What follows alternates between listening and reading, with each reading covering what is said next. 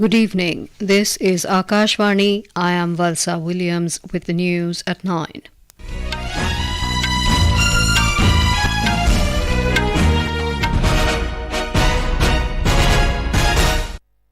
The headlines. Prime Minister Narendra Modi says India is getting new opportunities, friends and markets due to its strong diplomatic efforts. Asserts India made G20 a people-driven national movement. External Affairs Minister Dr. S. Jaishankar addresses UN General Assembly in New York, stresses political convenience cannot determine responses to terrorism, extremism and violence.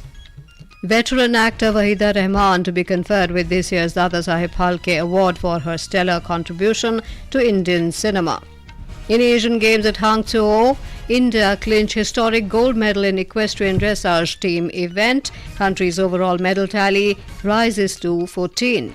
And in cricket, third and final ODI between India and Australia to be played in Rajkot tomorrow.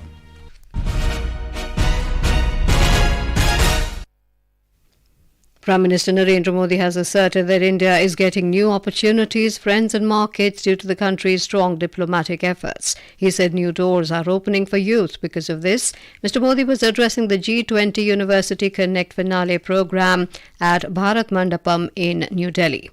देश कितनी तेज गति से चल रहा है, कितने अलग-अलग पहलुओं पर काम कर रहा है, ये मेरे देश के नौजवानों को पता होना चाहिए।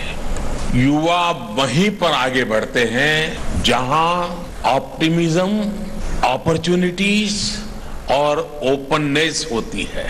इस तरीके से आज भारत आगे बढ़ रहा है, उसमें आपके उड़ने के लिए पूरा आसमान खुला है। The Prime Minister today said India is witnessing positive transformation powered by Yuva Shakti.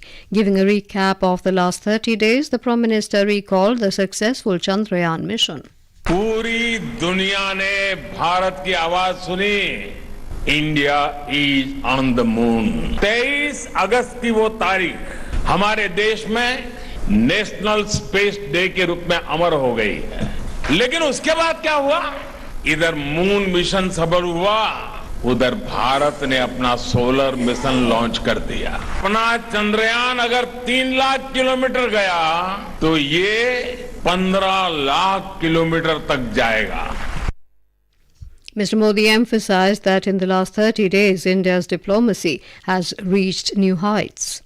पिछले 30 दिनों में भारत की डिप्लोमेसी एक नई ऊंचाई पर पहुंची है।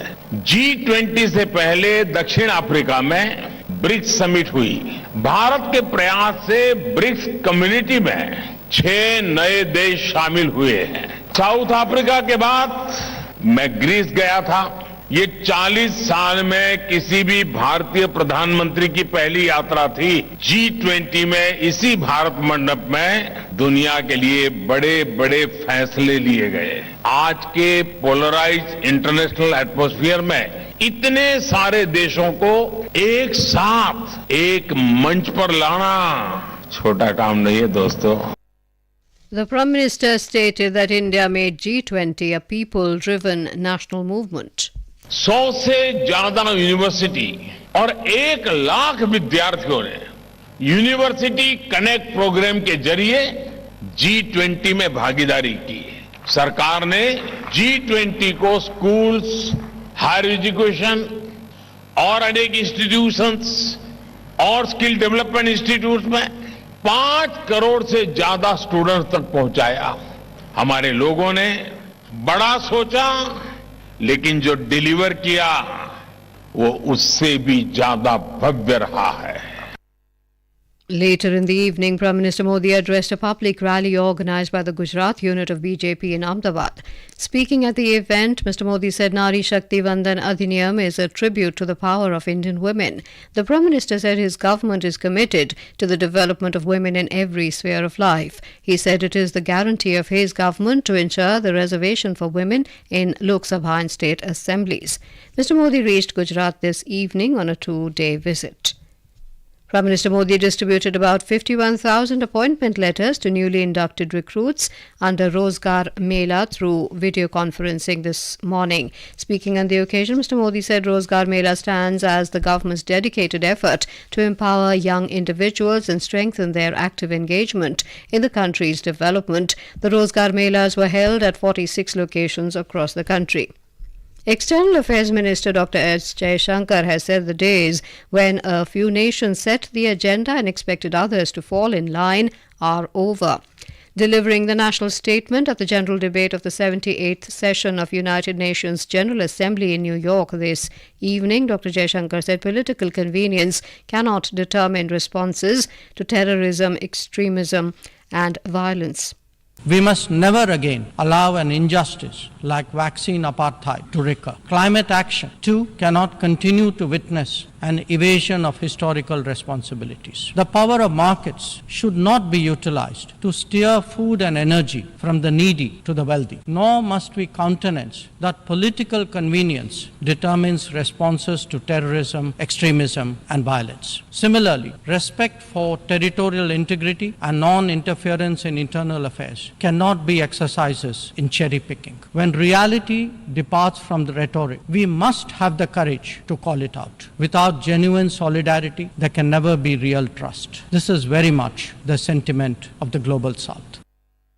The minister said it was with a sense of exceptional responsibility that India took up the presidency of the G20. Dr. Jaishankar said at a time when East-West polarization is so sharp and North-South divide so deep, the New Delhi G20 summit also affirmed that diplomacy and dialogue are the only effective solutions. He said the United Nations should make the Security Council contemporary and emphasized that broad representation is a prerequisite for both effectiveness and credibility. This is an occasion to take stock of our achievements and challenges, even while sharing our aspirations and goals. And indeed, in regard to both, there is much that India has to share. Mr. President, the world is witnessing an exceptional period of turmoil. As it is, structural inequities and uneven development have imposed burdens on the global South. But stresses have been aggravated by the impact of the COVID-19 pandemic and the repercussions of ongoing conflicts, tensions, and disputes. This is Akashvani giving you the news. For quick news updates round the clock, follow us on our Twitter handle at AIR News Alerts.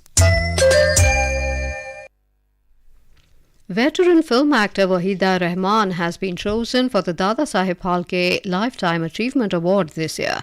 Information and Broadcasting Minister Anurag Singh Thakur made the announcement today through a social media post. Mr. Thakur said the legendary actor will be given this prestigious award for her stellar contribution to Indian cinema. He said the actress has been critically acclaimed for her roles in Hindi films like Pyasa, Kaagaz Ke Phool, Chaudhri Ka Chand, Saheb Biwi Aur Ghulam, Guide, Khamoshi and several others.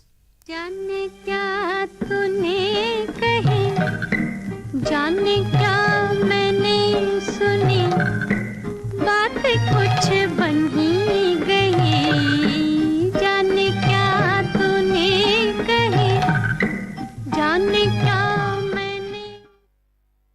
Reacting to the announcement, the legendary actor expressed happiness on being conferred the award.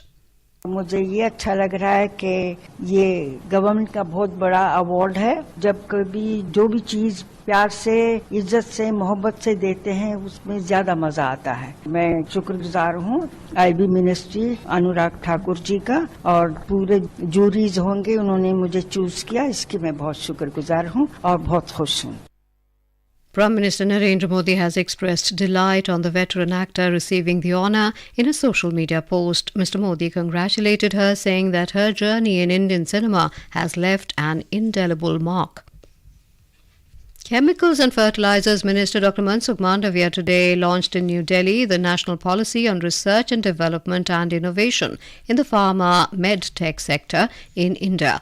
The minister also launched the scheme for the promotion of research and innovation in the pharma med-tech sector. The scheme is aimed at developing India as a global hub for pharma and medtech industry. It will also establish centers of excellence in 7 national institutes of pharmaceutical education and research. Speaking on the occasion, Dr. Mandavya stressed on transforming the country's pharma and medical devices manufacturing sector by shifting from cost-based to a value and innovation-based ecosystem.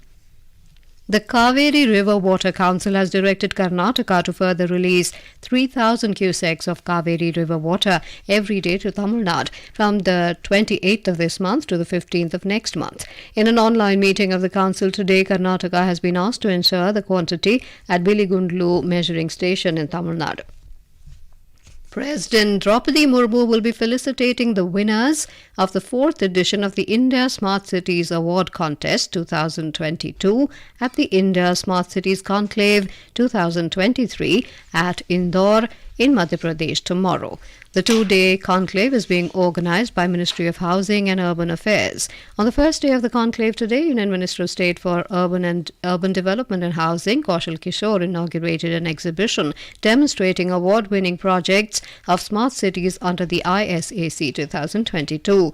The event will provide a platform for the cities to showcase the exemplary work done under the Smart Cities mission to help crystallize the roadmap for the future of urban transformation in the country. We have a report.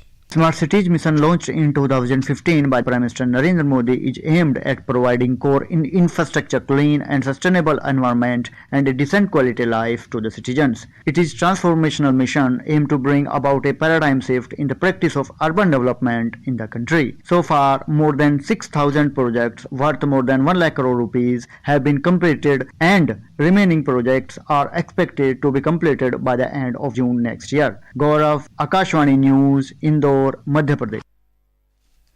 The centre has reappointed M. Rajeshwar Rao as Deputy Governor of Reserve Bank of India for a period of 1 year, beginning from the 9th of next month or until further orders, whichever is earlier. Mr. Rao handles the departments of regulation, communication, enforcement, legal and risk monitoring.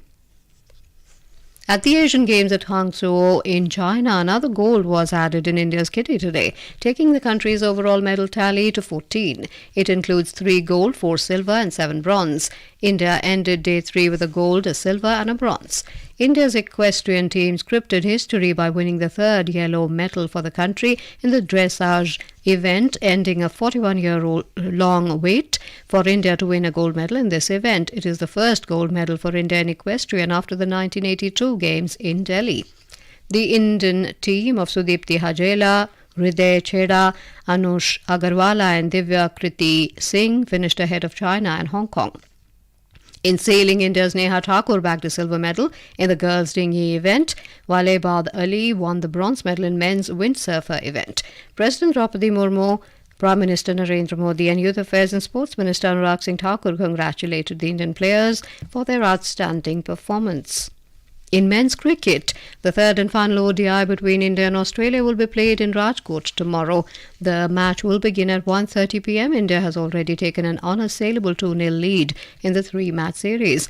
In the first ODI at Mohali, India defeated Australia by 5 wickets. In the rain-interrupted second ODI in Indore, India emerged victorious by 99 runs through Duckworth-Lewis method. The government has said that the claims of more than 10,000 micro, small and medium enterprises MSMEs have been accepted under Vivad Se Vishwas 1 scheme. The Union Finance Ministry said this has led to a grant of more than 256 crore rupees to MSMEs and increased flow of bank credit through freeing up of guarantees. And now, before we end the bulletin, the headlines once again. Prime Minister Narendra Modi says India is getting new opportunities, friends and markets due to its strong diplomatic efforts. Asserts India made G20 a people-driven national movement.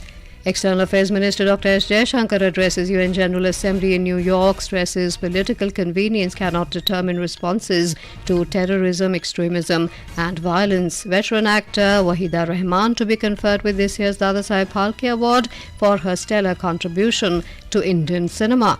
In Asian Games at Hangzhou, India clinched historic gold medal in Equestrian Dressage team event. Country's overall medal tally rises to 14. And in cricket, 3rd and final ODI between India and Australia to be played in Rajkot tomorrow. That is all in the news at 9. Good night.